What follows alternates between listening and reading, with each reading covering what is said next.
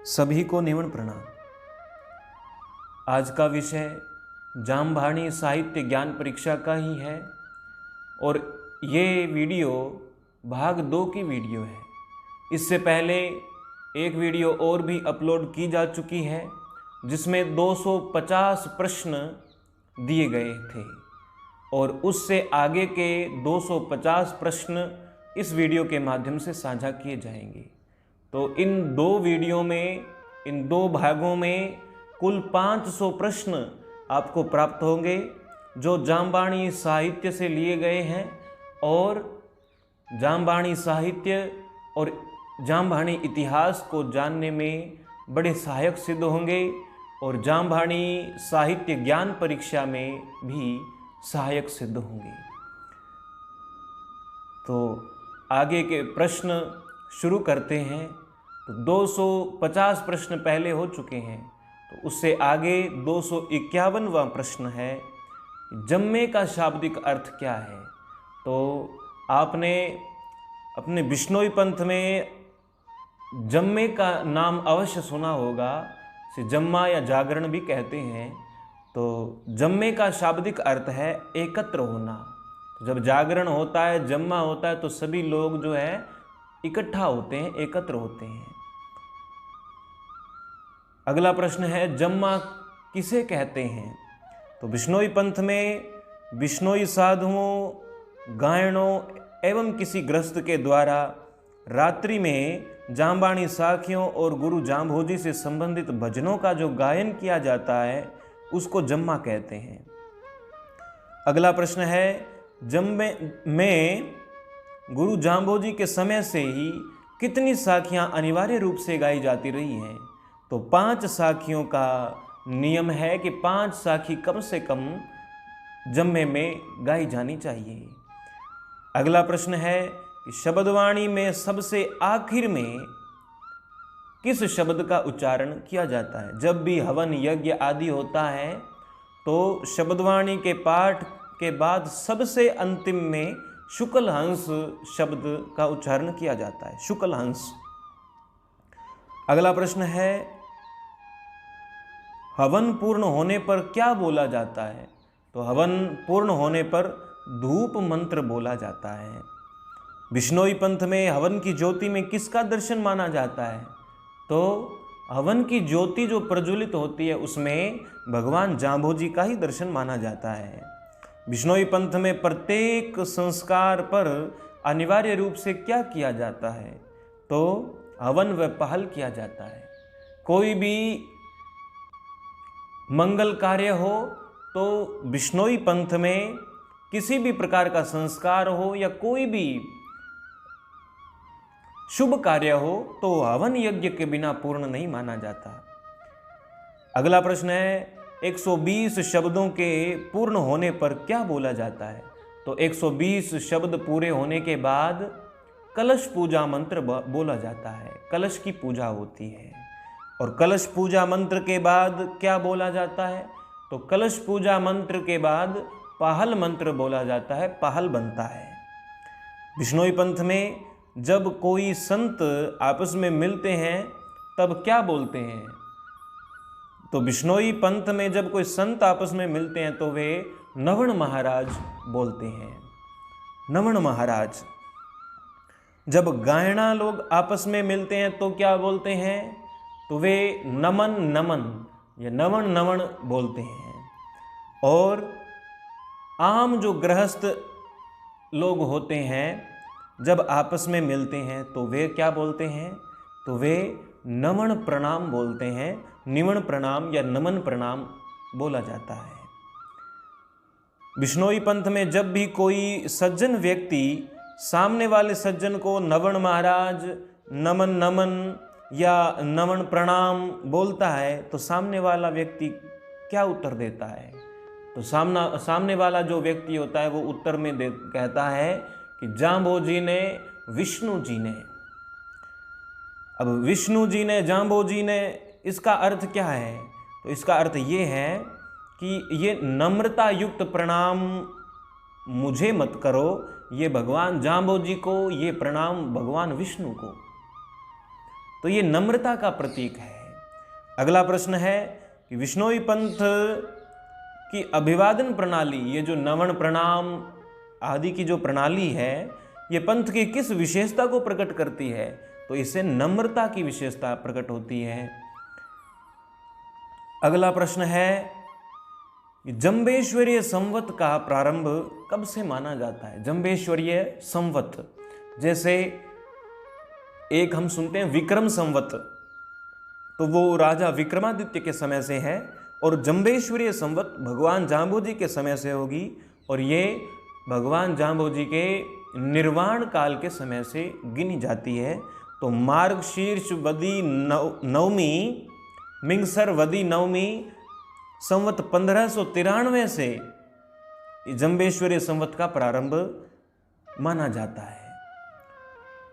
अगला प्रश्न है बिश्नोई पंथ में कितने संस्कार होते हैं? तो बिश्नोई पंथ में 4 संस्कार होते हैं। जन्म संस्कार, फिर सुगरा संस्कार, फिर विवाह संस्कार और फिर मृत्यु संस्कार। बिश्नोई घर में जन्मा जो बच्चा होता है वो कब बिश्नोई कहलाने का अधिकारी बनता है? यानी बिश्नोइयों के घर में जब बच्चे का जन्म होता है तो जन्म से उसे बिश्नोई नहीं माना जाता, बल्कि 30 दिन के सूतक के बाद हवन यज्ञ करके पाहल ग्रहण करवाया जाता है, बालक मंत्र सुनाया जाता है उसे, तो उसके बाद बिश्नोई कहलाने का अधिकारी वो बनता है। तो बालक मंत्र और पाहल ग्रहण के बाद ही बच्चा बिश्नोई कहलाने का अधिकारी बनता है। अगला प्रश्न है चड़ू लेना किसे कहते हैं? चड़ू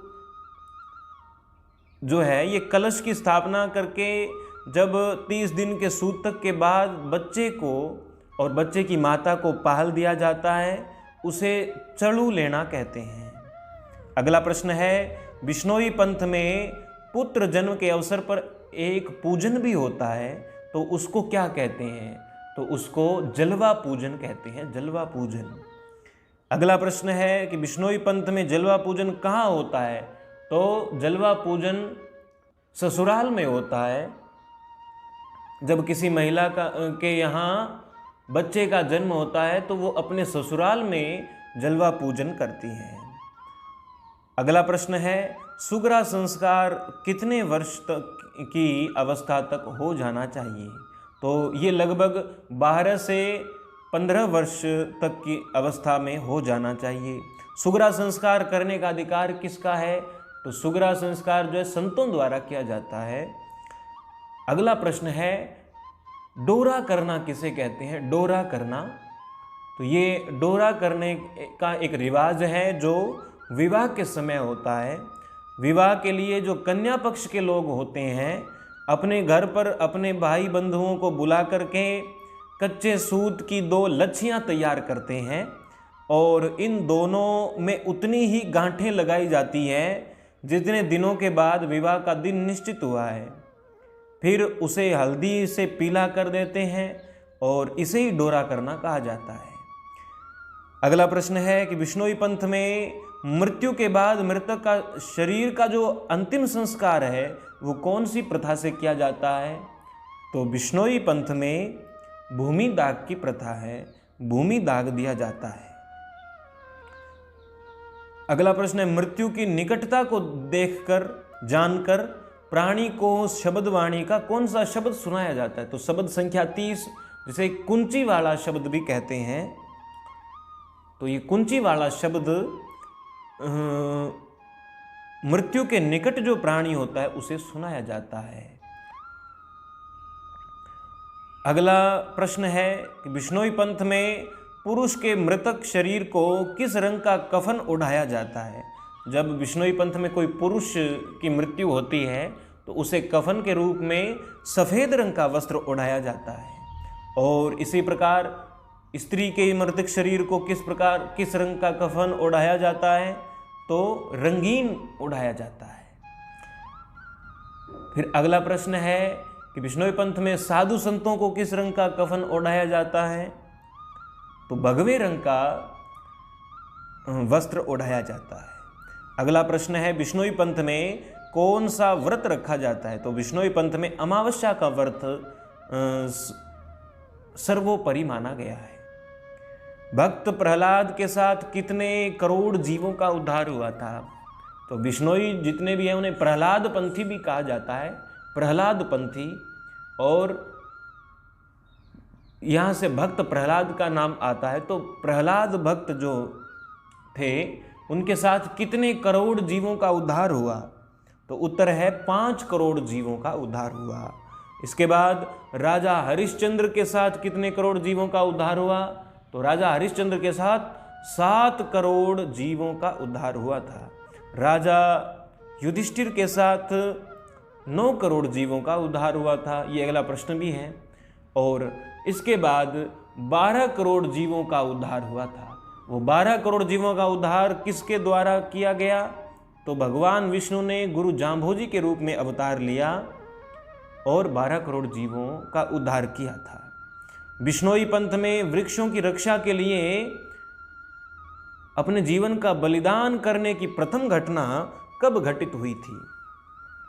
तो बिश्नोई पंथ में वृक्षों की रक्षा के लिए बलिदान देने की घटना जो है सबसे पहले विक्रम संवत 1661 में ज्येष्ठवदी दूज के दिन हुई थी। उस दिन शनिवार का दिन था और कर्मा और गोरा नाम की 2 सहेलियों ने सबसे पहले वृक्षों की रक्षा के लिए अपना बलिदान दिया था। कर्मा और गोरा कहाँ की निवासी थी? तो ये दोनों रेवासड़ी गांव की निवासी थी, जिसे रामासड़ी गांव भी कहते हैं, रामासड़ी। कर्मा और गोरा का आपस में क्या संबंध था? तो वे दोनों पक्की सहेलियां थी। कर्मा और गोरा की घटना का वर्णन किस कवि ने अपनी साखी में किया है?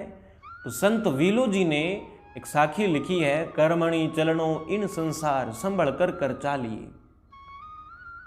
तो कर्मा और गोरा का जो बलिदान है उसकी घटना का वर्णन वीलो जी ने अपनी साखी में किया है। अगला प्रश्न है, तिलवासणी कहाँ स्थित है? जिसे तिलासणी भी कहते हैं। तो ये तहसील बिलाड़ा, जिला जोधपुर में स्थित है। अगला प्रश्न है कि खीवणी खोखर, श्री मोटाजी खोखर और श्रीमती नेतू नैण ये किसके लिए शहीद हुए थे? तो ये अपने बिश्नोई पंथ में शहीद हो गए थे, उनके नाम हैं। तो इनको दोबारा सुने और ध्यान दें। खीवणी खोखर, श्री मोटाजी खोखर और श्रीमती नेतू नैण ये आर्य वृक्षों की रक्षा के लिए शहीद हो गए थे। तिलवासनी गांव में घटित घटना का वर्णन किस कवि ने अपनी साखी में किया है? तो संत वीलो जी ने ही किया है। अगला प्रश्न है, बूचोजी एचरा कहाँ के निवासी थे? बूचोजी एचरा, तो उन्होंने भी वृक्षों की रक्षा के लिए अपने शरीर का बलिदान दे दिया था। तो बूचोजी एचरा पोलावास गांव के निवासी थे। तो बूचोजी एचरा के शरीर पर तलवार से वार किसने किया था? तो उत्तर है रतन सिंह ने किया था। रतन सिंह नाम का व्यक्ति था, उसने बूचोजी एचरा के शरीर पर तलवार से वार किया था। बूचोजी एचरा का बलिदान कब हुआ? तो विक्रम संवत 1700 चैत्रवदी तीज के दिन हुआ था, होली के 3 दिन बाद हुआ था। अगला प्रश्न है, खेजड़ली की बलिदान की घटना कहाँ घटित हुई? तो खेजड़ली बलिदान, तो खेजड़ली नाम का गांव है, वहीं पे ये बलिदान हुआ था, इसलिए खेजड़ली बलिदान इसका नाम पड़ गया। तो खेजड़ली गांव में ये घटना हुई थी। संवत 1787 में जोधपुर के महाराजा कौन थे? तो ये जो खेजड़ली का बलिदान हुआ ये संवत 1787 में हुआ था और सन 1730 में हुआ था। यहां सन और संवत का भी थोड़ा ध्यान रखें। संवत 1787 और सन पूछा जाए तो 1730। सन और संवत में 57 वर्षों का अंतर होता है। जब सन के अंदर 57 जोड़ दिया जाए तो वो संवत आ जाता है। तो संवत 1787 में जोधपुर के महाराजा कौन थे? तो उस समय अभय सिंह जी राजा थे। संवत 1787 में जोधपुर के महाराजा अभय सिंह थे और उन्होंने किसे हरे वृक्षों को कटवाने का कार्य सौंपा था, तो उन्होंने गिरधर दास भंडारी को ये कार्य सौंपा था। तो जिस समय खेजड़ली का बलिदान हुआ उस समय जोधपुर का हाकिम कौन था? तो उत्तर यही है, गिरधर दास भंडारी। अगला प्रश्न है कि खेजड़ली गांव के लोगों ने कितने गांवों में हरे वृक्ष के काटे जाने की सूचना भेजी थी? तो खेजड़ली के आसपास के 84 गांवों में इसकी सूचना भेजी गई थी और 84 गांव के लोग, बिश्नोई लोग खेजड़ली में इकट्ठे हो गए थे। खेजड़ली बलिदान में सर्वप्रथम कौन शहीद हुए? तो पुरुष वर्ग में अणदोजी नाम के व्यक्ति थे। और खेजड़ली बलिदान में स्त्रियों में सर्वप्रथम कौन शहीद हुई? तो माता अमृता देवी शहीद हुई थी। अगला प्रश्न है कि खेजड़ली बलिदान में कितने स्त्री पुरुष शहीद हुए? तो 363 लोग शहीद हो गए थे। खेजड़ली बलिदान की घटना कब घटित हुई? तो विक्रम संवत 1787 भादो सुदी दशमी के दिन ये घटना हुई थी, मंगलवार का दिन था।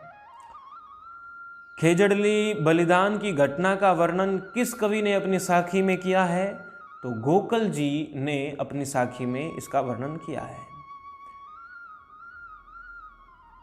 खेजड़ली में मेले का आयोजन कब से प्रारंभ हुआ? तो सन 1978 में भादवा सुदी दशमी को पहला मेला लगा था, सन 1978। अगला प्रश्न है कि चूनाराम जी गोदारा कहाँ के निवासी थे, कब शहीद हुए? तो चूनाराम जी गोदारा नाम के व्यक्ति थे। वे 19 मई 1939 को शहीद हुए थे। कहाँ के निवासी थे? ये गांव रोहिचा, जिला जोधपुर के निवासी थे और इनके पिता का नाम हरदान जी गोदारा था। अगला प्रश्न है कि चिमनाराम जी कहाँ के निवासी थे?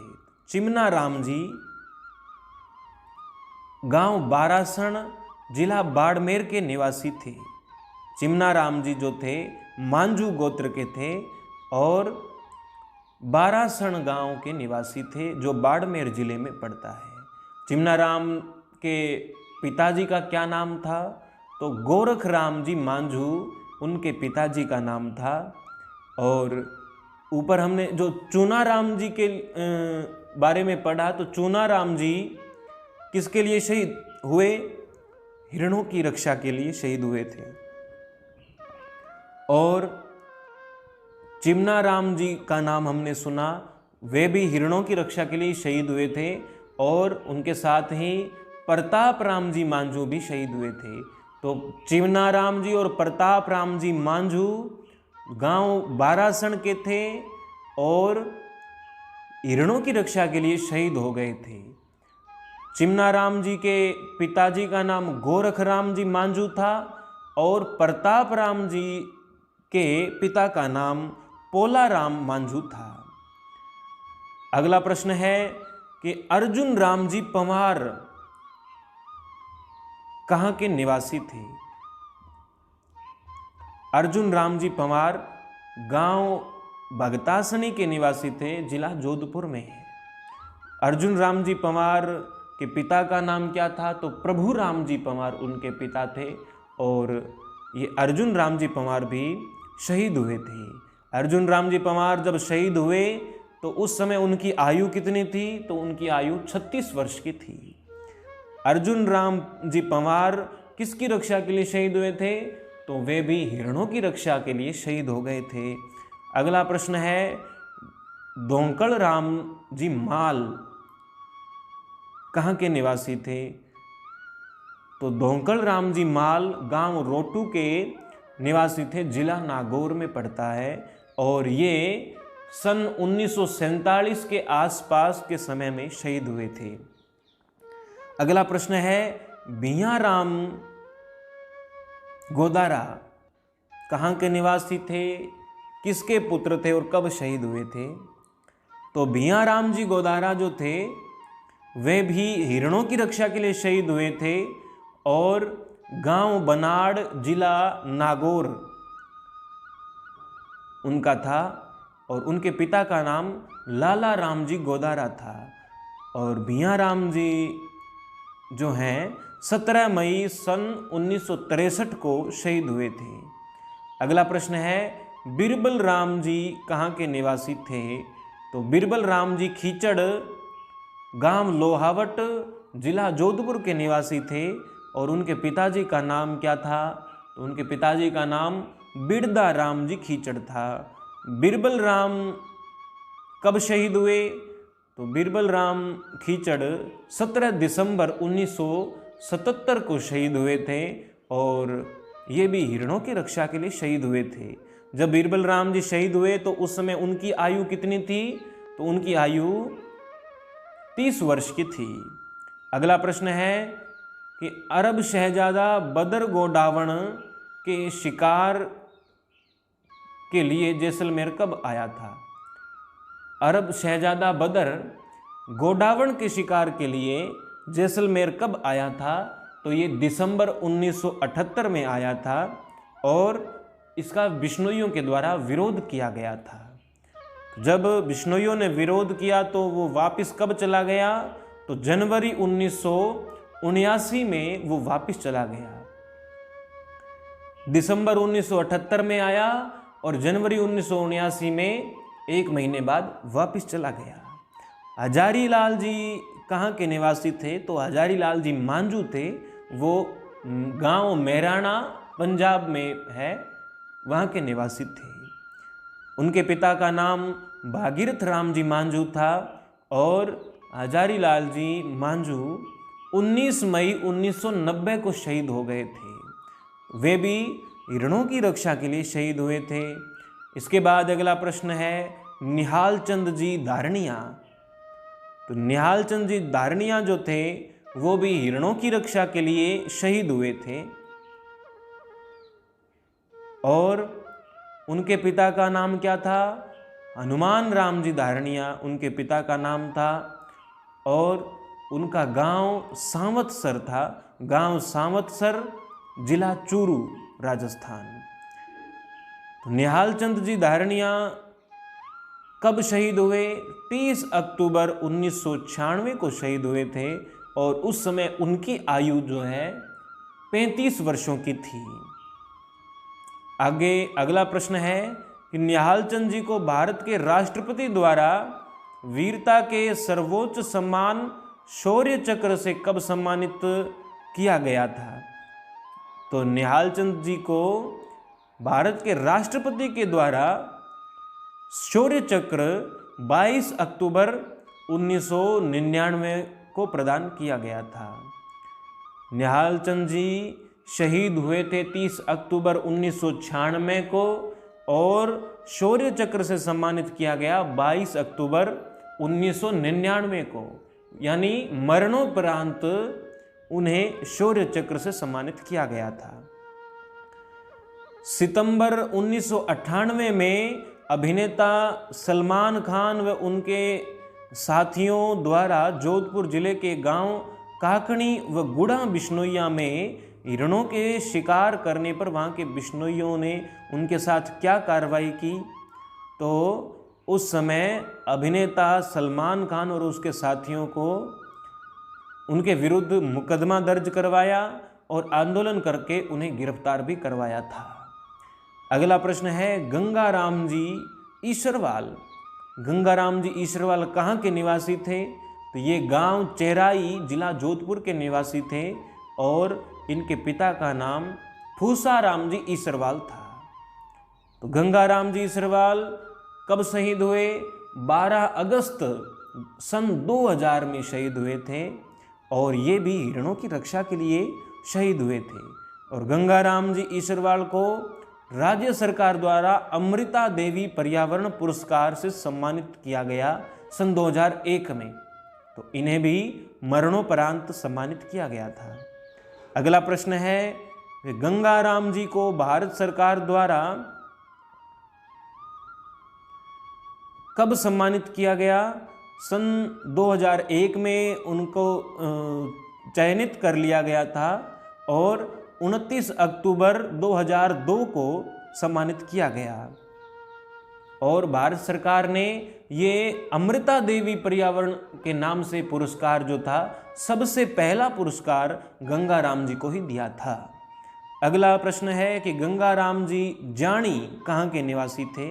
तो अभी पहले हम जिनकी बात कर रहे थे वो गंगाराम जी ईसरवाल थे और गांव चेराई जोधपुर के निवासी थे। और ये गंगाराम जी जानी गांव नेहड़ा पाली के निवासी थे। गंगाराम जी जानी के पिता का नाम जियाराम जानी था और गंगाराम जी जानी 26 अप्रैल 2006 को शहीद हुए थे। ये भी हिरणों की रक्षा के लिए शहीद हो गए थे। अगला प्रश्न आता है, शैताना राम जी भादू कहाँ के निवासी थे?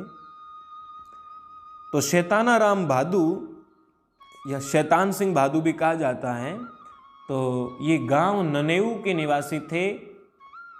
गांव ननेऊ और इनके पिता का नाम अर्जुन राम जी भादू था। शैताना राम भादू कब शहीद हुए? तो 28-29 जनवरी 2014 को रात्रि के समय ये शहीद हो गए थे। अंतिम संस्कार इनका जाम्बोड़ाव में किया गया था। अगला प्रश्न है कि हिसार जिले के गांव नाडोडी क्षेत्र में एक हिरणी शिकारियों के भय से अपने नवजात शिशु से बिछुड़ गई थी। तब किसने उसके शिशु को अपने स्तनों का दूध पिलाकर उसका पालन पोषण किया था? तो 10 मई 1978 को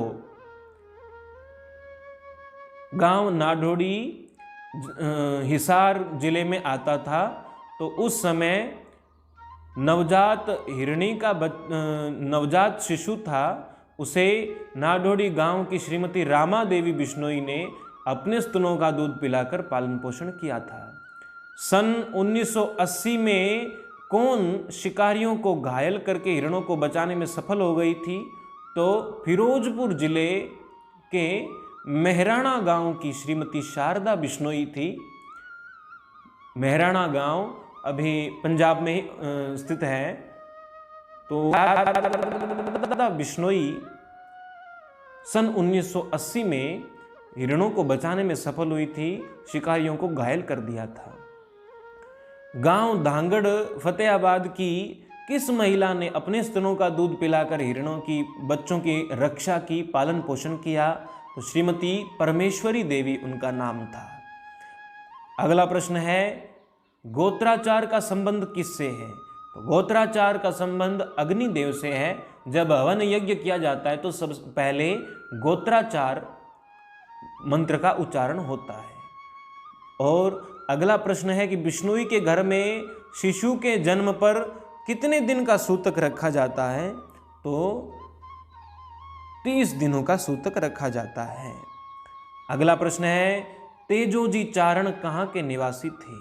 तो तेजोजी चारण कसुम्बी गांव के निवासी थे। और उनका जन्म कब हुआ था? तो संवत 1480 से 1482 के बीच का उनका समय बताया जाता है जन्म का। तेजोजी चारण स्वर्गवास को कब प्राप्त हुए? उनका स्वर्गवास कब हुआ? तो विक्रम संवत 1570 से 75 के बीच उनका स्वर्गवास हुआ था। तेजोजी के चारण के पिताजी का क्या नाम था? तो पिता का नाम जेतसी था। और तेजोजी के छोटे भाई का नाम मांडन जी था। मांडन जी कौन थे? तेजोजी चारण के छोटे भाई थे। अगला प्रश्न है कि राणा अजीत का विवाह किसके साथ हुआ था? तो जोधपुर के राव जोधा थे, उनकी बेटी राजाबाई के साथ राणा अजीत का विवाह हुआ था। तेजोजी चारण के पुत्र का क्या नाम था? तो तेजोजी चारण के पुत्र का नाम जसराज जी था। जसराज जी, जिसे जसूदान भी कहा जाता था। तेजोजी कब भगवान जाम्बोजी के शिष्य बने थे? तो वे विक्रम संवत 1542 के आसपास ही भगवान जाम्बोजी के शिष्य बन गए थे। जाम्बोलाव में स्नान करने से तेजो जी का कौन सा रोग समाप्त हुआ था? तो उन्हें कुष्ठ रोग हो गया था और उस कुष्ठ रोग से निवृत्ति उन्हें जाम्बोलाव में स्नान करने से प्राप्त हुई थी। अगला प्रश्न है, तेजोजी चारण की रचनाएं कितनी थी, कौन कौन सी थी? तो तेजोजी चारण ने 45 छंद लिखे थे, 12 गीत लिखे, 1 साखी, 1 हरजस और कुछ मरसिए भी लिखे थे। अगला प्रश्न है, डेलहोजी। तो डेलहोजी कहाँ के निवासी थे? ये लालासर के आसपास के निवासी थे। डेलहोजी किस जाति के थे? तो ये ब्राह्मण जाति के थे और इनका जन्म संवत 1490 के आसपास हुआ था। डेलहोजी का स्वर्गवास संवत 1550 में हुआ था। तो डिंगल कवि पीरदान जी लालस के एक ग्रंथ परमेश्वर पुराण में भक्तों और कवियों में किस जाम्बानी कवि का नाम आता है? ऐसा भी प्रश्न पूछ सकते हैं। तो डेलहोजी का नाम परमेश्वर पुराण में भक्तों और कवियों के रूप में इनका नाम आता है। डेलहोजी की रचनाएं बुध प्रकाश, साखी और कथा अहमनी, ये 2 रचनाएं प्रमुख हैं। और इसके बाद पदम भक्त का वर्णन आता है, उनके बारे में प्रश्न आते हैं। पदम भक्त कहाँ के रहने वाले थे? तो पदम भक्त जो है गुणावती नगरी के रहने वाले थे, जिला नागौर में। परम भक्त जो पदम थे, पदम भक्त उनका नाम था। तो पदम भक्त किस जाति के थे? वे तेली जाति के थे और उनका जन्म संवत 1500 में हुआ था। पदम भक्त का स्वर्गवास कब हुआ? तो विक्रम संवत 1555 में उनका स्वर्गवास हुआ था। पदम भक्त का स्वर्गवास कहाँ हुआ? तो गुणावती में ही उनका स्वर्गवास हुआ था। पदम भक्त की रचनाएं कृष्णजीरो ब्यावलो, पद, आरती और हरजस, ये इनकी रचनाएं थी। अगला प्रश्न है, कृष्णजीरो ब्यावलो रचना संवत कब का माना जाता है? रचना काल। तो उन्होंने अपनी ये रचना संवत 1545 के आसपास की थी। अगला प्रश्न है, उदोजी नैण कहाँ के निवासी थे? तो उदोजी नैण मांगलोद गांव के निवासी थे। उदोजी नैण का जन्म कब हुआ? तो संवत 1505 में इनका जन्म हुआ था। अगला प्रश्न है, बिश्नोई पंथ में दीक्षित होने से पूर्व उदोजी नैण क्या कार्य करते थे? तो मांगलोद गांव में ही दधिमती माता के मंदिर में भोपे का काम करते थे। और समरातल पर पहुंचने पर भगवान जाम्बोजी ने उदोजी नैण को क्या सुनाने को कहा था? तो उदोजी नैण को कोई भजन साखी सुनाने के लिए भगवान जाम्बोजी ने कहा। तो भगवान जाम्बोजी ने उदोजी नैण को किस शब्द द्वारा उपदेश दिया था? तो शब्द संख्या 97 का जो शब्द है वो भगवान जाम्बोजी ने उदोजी नैण के प्रति सुनाया था। विष्णु विष्णु तू भणरे प्राणी, जो मन माने रे भाई। अगला प्रश्न है कि उदोजी नैण ने भगवान जाम्बोजी के गुणों से संबंधित कौन सी साखी सुनाई? तो उदोजी ने साखी सुनाई सर्वप्रथम, ओ गुरु आयो जमराज देव, निज हक साच पिछाणियों। अगला प्रश्न है कि जाम्बानी साहित्य के प्रसिद्ध कवि सुरजनदास जी पूनिया ने किन्हें छपैयों का कवि कहा? तो छपैयों के कवि सुरजनदास जी पूनिया ने उदोजी नैण को छपैयों का कवि कहा। जब उदोजी नैण का स्वर्गवास हुआ तब उनकी आयु कितनी थी? तो 88 वर्ष की आयु थी। अगला प्रश्न है कि उदोजी नैण का स्वर्गवास कब हुआ? तो संवत 1593 में हुआ था। 1593 संवत में ही भगवान जाम्बोजी का निर्वाण काल माना जाता है। उदोजी नैण के वंशज वर्तमान में कहाँ निवास करते हैं? तो वे अभी वर्तमान में तिलासनी, नैणावास और केलनसर आदि गांवों में रहते हैं। अगला प्रश्न है उदोजी नैण की रचनाएं कौन कौन सी कितनी थी? तो उदोजी की 15 साखी, 8 हरजस, 4 आरती और फुटकर कवित 95 और गर्भ चिंतावनी, कुल 142 छंद है इसमें। तो ये सब रचनाएं उदोजी नैण की है। गर्भ चिंतावनी किसकी रचना है? तो ये उदोजी नैण की रचना है। अगला प्रश्न है अल्लूजी क्या थे? तो अल्लूजी चारण थे। तो अल्लूजी चारण जाति के कविया शाखा के कवि थे। अल्लूजी का जन्म कब हुआ था? ये संवत 1520 में हुआ था। अल्लूजी कहाँ के निवासी थे? ये सिणाला जोधपुर के निवासी थे। इनके पिता का नाम हेमाराम जी था। तो अल्लूजी को किसने कुचामन के जसराणा गांव को प्रदान किया था? तो अल्लूजी को आमेर के राजा पृथ्वीराज कछवाहा ने के पुत्र रूप सिंह ने जसराणा गांव प्रदान किया था। अल्लूजी की कितनी संतानें थी? तो अल्लूजी की 3 संतानें थी। नरूजी और कृष्णाजी नामक 2 पुत्र और 1 पुत्री थी। नरूजी के वंशज किस गांव में है? तो नरूजी के वंशज जो है सेवापुरा गांव में है। नरूजी सेवापुरा गांव किसने बसाया था? सेवापुरा गांव नाम किसने दिया? तो नरूजी के वंशज सागर जी को जयपुर के महाराजा माधो सिंह ने ये गांव प्रदान किया था। नरूजी के वंशज हुए सागर जी, उनको जयपुर के राजा माधो सिंह ने ये गांव प्रदान किया था। जांबोलाओं पर स्नान करने से अल्लूजी किस रोग से मुक्त हो गए थे? तो उन्हें पेट का रोग था, उस रोग से वे मुक्त हो गए थे। अगला प्रश्न है कि अल्लूजी कितनी आयु में भगवान जाम्बोजी से मिले थे? तो अल्लूजी की आयु लगभग 40 वर्ष की थी जब वे भगवान जाम्बोजी से मिले थे। जोधपुर के राव मालदेव की मृत्यु 2 मरसिए किसने लिखे? राव मालदेव की मृत्यु पर 2 मरसिए अल्लूजी ने लिखे थे। और बिश्नोई पंथ में चारण कवि कितने हुए हैं? तो बिश्नोई पंथ में 4 चारण कवि हुए हैं, जिनका नाम तेजोजी चारण, कान्होजी चारण, कोल्हजी चारण और अल्लूजी चारण था। अल्लूजी का स्वर्गवास कब हुआ? तो संवत 1620 में अल्लूजी का स्वर्गवास हुआ था। अगला प्रश्न है अल्लूजी की रचनाएं कौन कौन सी थी? तो अल्लूजी की रचनाओं में कवित, गीत और मरसी है, ये तीनों चीज आते हैं।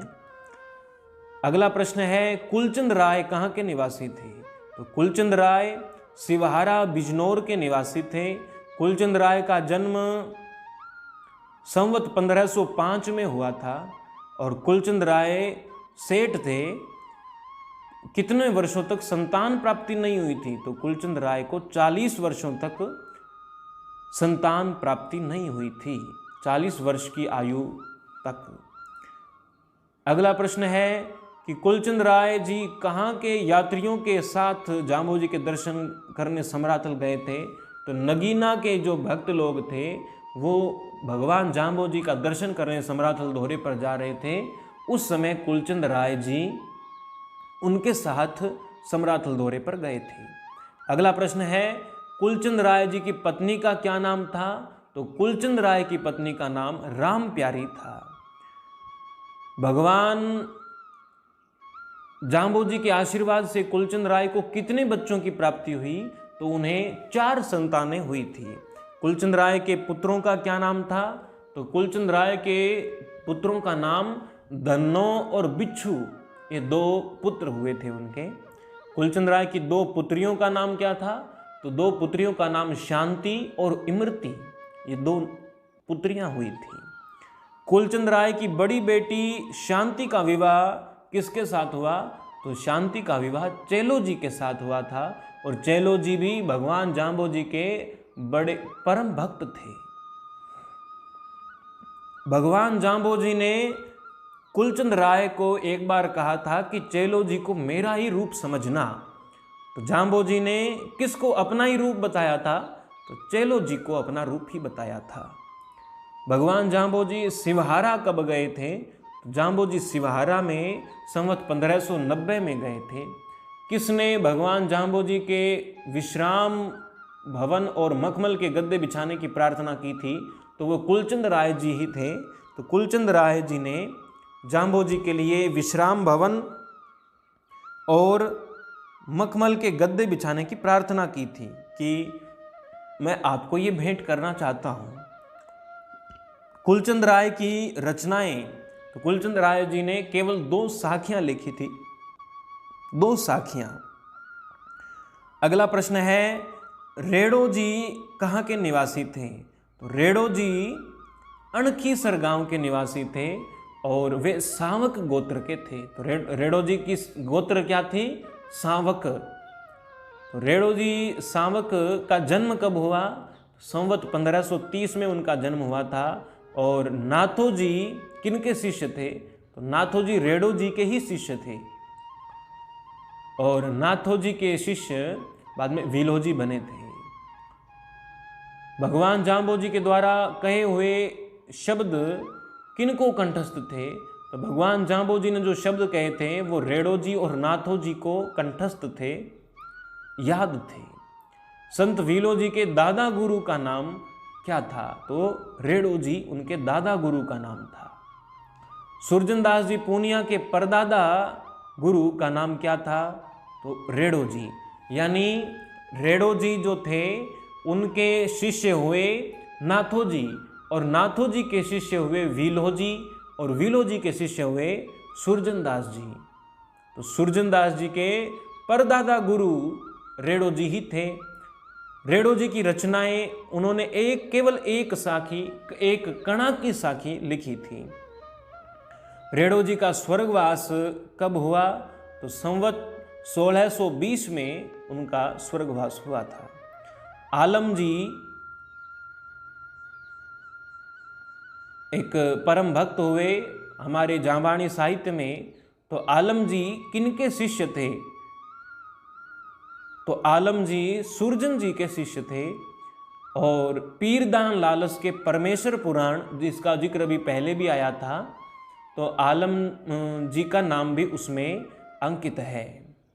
आलम जी ने जैसलमेर में एक गायन प्रतियोगिता में भाग लिया था, जिन्होंने अपनी गायन विद्या के माध्यम से जैसलमेर में के पूरे राज दरबार में गायन प्रतियोगिता में जीत हासिल की थी। आलम जी की राग रागनियों से दरबार में रखा एक पत्थर पिघल गया था, और आलम जी ने उसमें अपने मजीरे फेंके थे जो उसमें गड़ गए थे। तो आलम जी द्वारा फेंके गए मजीरे किसमें गड़ गए थे? उस पिघले हुए पत्थर में। जैसलमेर दरबार में आलम जी के सामने कितने कलाकारों ने अपनी हार स्वीकार करके आलम जी को अपना गुरु मान लिया था?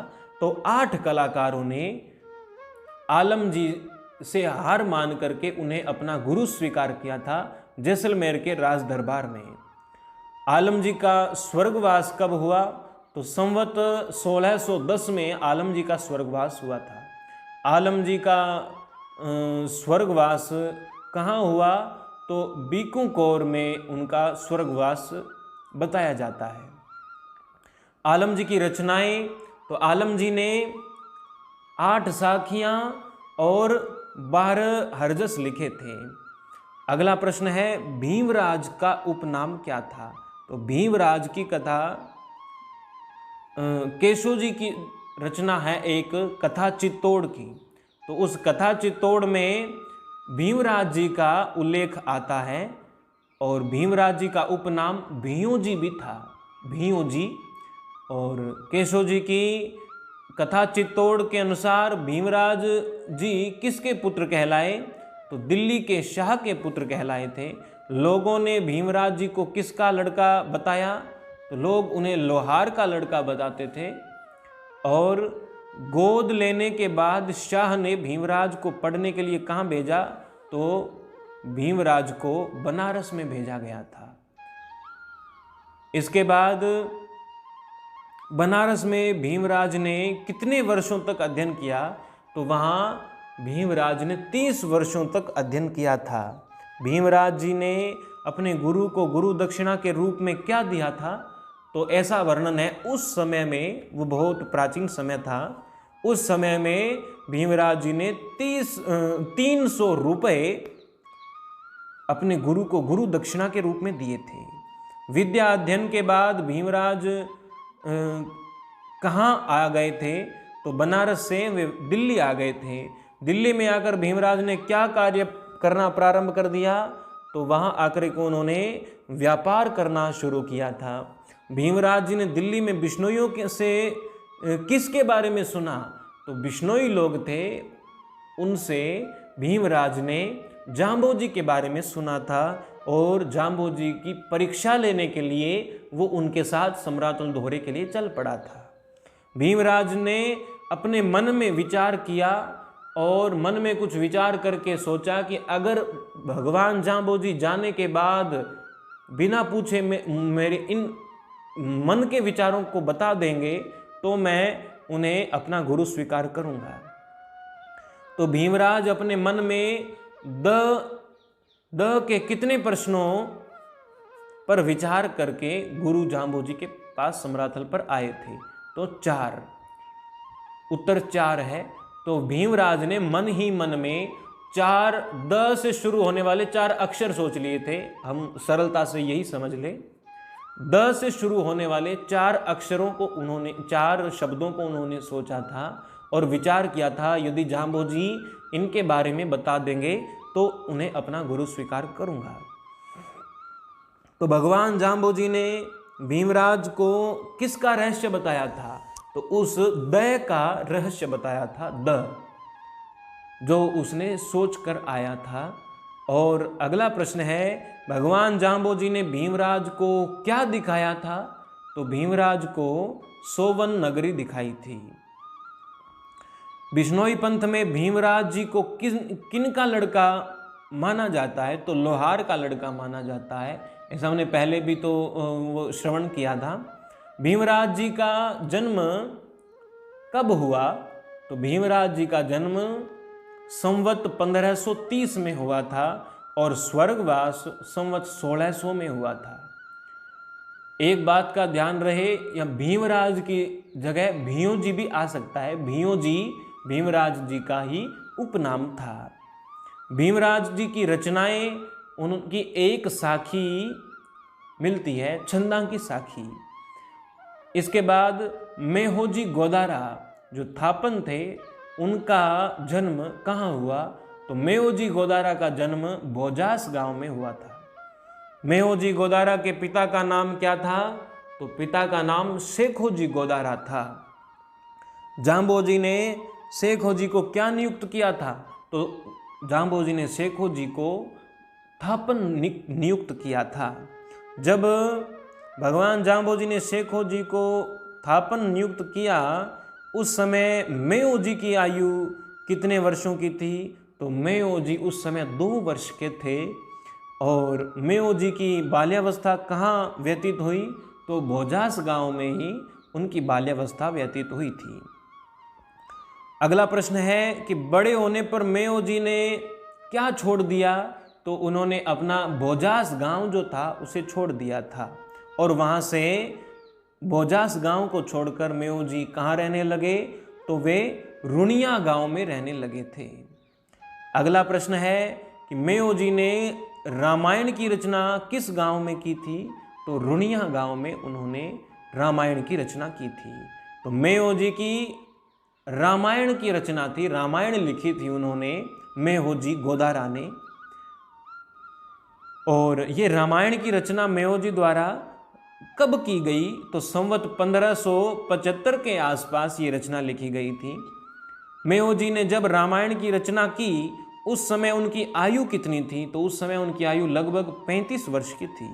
मेहो जी ने अपने जीवन के अंतिम दिन कहाँ व्यतीत किए?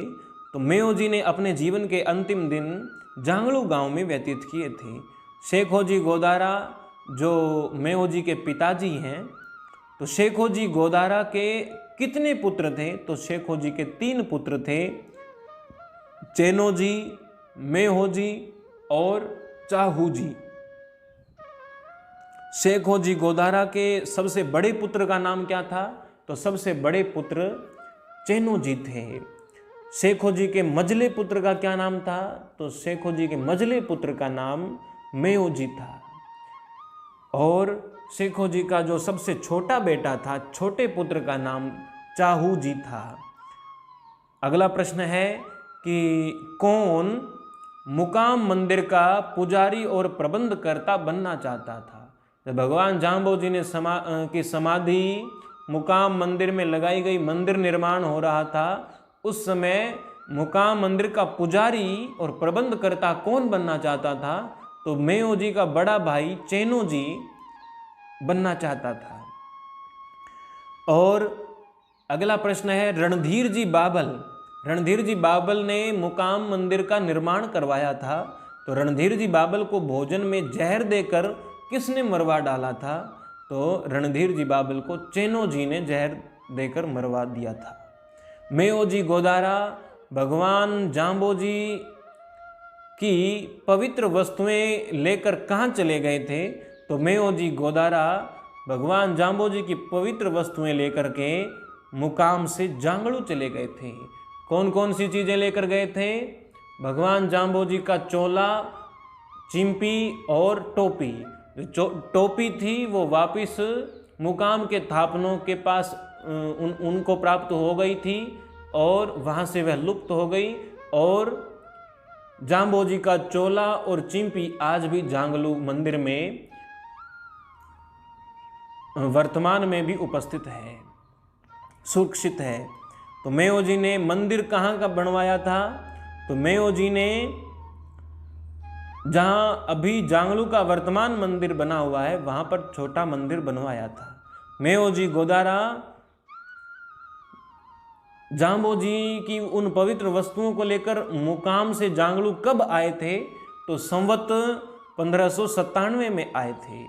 जब चेनो जी ने अपनी गलती स्वीकार कर ली और पंचों ने उसे पाल देकर पुनः पंथ में सम्मिलित किया था, तब चेनो जी का नाम किस नाम से प्रसिद्ध हुआ? तो चेनो जी का नाम बदल करके फिर चोखो नाम रख दिया था, तो चोखे के नाम से वो प्रसिद्ध हुए। और फिर अगला प्रश्न है कि किसकी प्रार्थना पर मेहो जी ने जांगलू से भगवान जाम्बो जी की टोपी वापिस मुकाम के में दे दी थी? तो मेहो जी से मुकाम के थापनों ने प्रार्थना की कि आप जाम्बो जी की टोपी हमें वापिस दे दो, तो मेहो जी ने उनकी प्रार्थना सुन करके वो टोपी वापिस दे दी थी मुकाम के थापनों को। अगला प्रश्न है मेहो जी गोदारा का स्वर्गवास कहाँ हुआ था?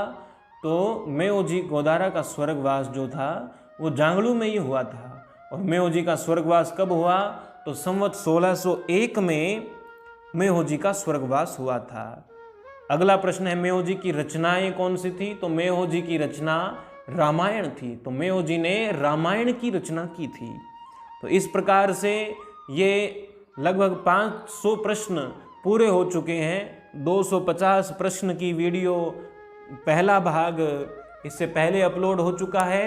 यदि वो नहीं देखा है तो आप उसे भी देखें। और ये दूसरा भाग है, लगभग 250 प्रश्न इसमें भी बता दिए गए हैं। इन सभी दोनों वीडियो को देख करके आप 500 प्रश्नों के उत्तर जान पाए हैं। और इन 500 प्रश्नों के उत्तर जानने के बाद आप सरलता से परीक्षा में बैठ सकते हैं, निश्चिंत होकर बैठ सकते हैं। लगभग इन्हीं प्रश्नों के माध्यम से आपको परीक्षा में 100 प्रश्न प्राप्त होते हैं। इन्हीं के अंतर्गत वो प्रश्न आते हैं। तो आशा है आपने इन 2 वीडियो के माध्यम से भगवान जाम्बोजी के बारे में, भगवान जाम्बोजी द्वारा बताए गए जो भी उपदेश थे और भगवान जाम्बोजी के जीवन काल की बातें, भगवान जाम्बोजी की शिक्षाएं और जाम्बानी इतिहास, जाम्बानी परंपरा में हुए, जाम्बोजी के बाद हुए संत और भक्तों के बारे में भी आपने अच्छी प्रकार से जान लिया होगा। तो ये सब ही इस जाम्बानी साहित्य ज्ञान परीक्षा में प्रश्न के रूप में आपको प्राप्त होता है। तो उनका उत्तर आप आसानी से दे सकते हैं यदि आपने ये दोनों भाग की वीडियो, जिसमें 500 प्रश्न हैं, अगर आप इन 500 प्रश्नों को कवर कर लेते हैं तो फिर परीक्षा में पूछे जाने वाले 100 प्रश्न लगभग इन्हीं में से ही आते हैं। तो बहुत बहुत धन्यवाद। निमन प्रणाम।